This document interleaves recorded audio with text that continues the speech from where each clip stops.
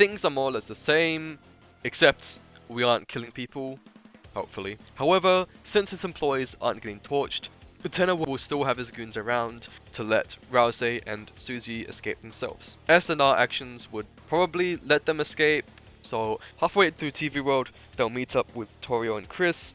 Maybe they're fighting Rules and Weather Couple, so we join in with Toriel. Maybe Rules will take on Susie and Rousey while the Weather Couple fight Toriel and Chris. But after beating them up in battle, Rules runs off, Weather Couple also make up, get recruited, and fuck off. And now, Susie and Rousey have a heart-to-heart with Chris and Toriel. They explain how they were able to escape, have a neat interaction with Toriel. Toriel asks Rousey if they're Azrael. We actually don't know that one way or another even today, so Rousey will just be as cryptic as ever, I guess. Leave it up in the air. I personally think he is, but it's also very possible that he won't be. So Rousey either pretends that he doesn't know who Azrael is, or genuinely doesn't know, and we continue with the rest of the fun gang back to the main area through the TV stage. We can do the S-rank stuff as normal. Toriel will just wait outside with the others, either watching TV or bonding with Rousey, but everything comes to a head when we finally encounter Tenna. Tenna thanks Toriel for watching the TV for so many years and pleading with her to continue to do so, leading her to say some insensitive shit. We know from Deltarune that she can mean well and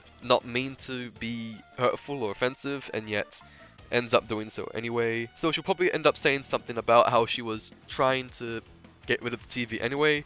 It was implied that Toriel was going to replace Tenna at some point, so she can say something about that.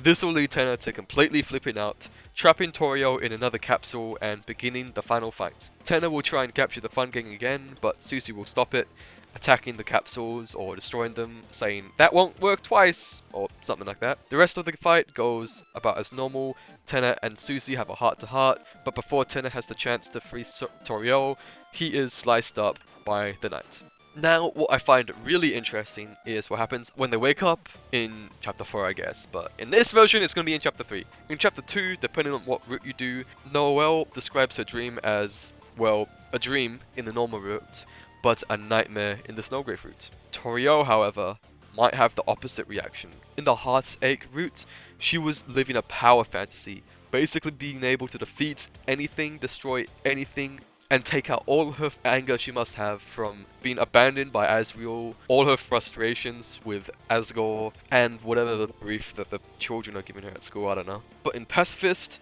well, her TV turned on her, got sliced up, and she was trapped for the last half, having to watch her child get defeated by the knight. It even says it looks like she was having a nightmare in the normal route anyway, but I don't know. What do you guys think? Let me know in the comments how you would have done it.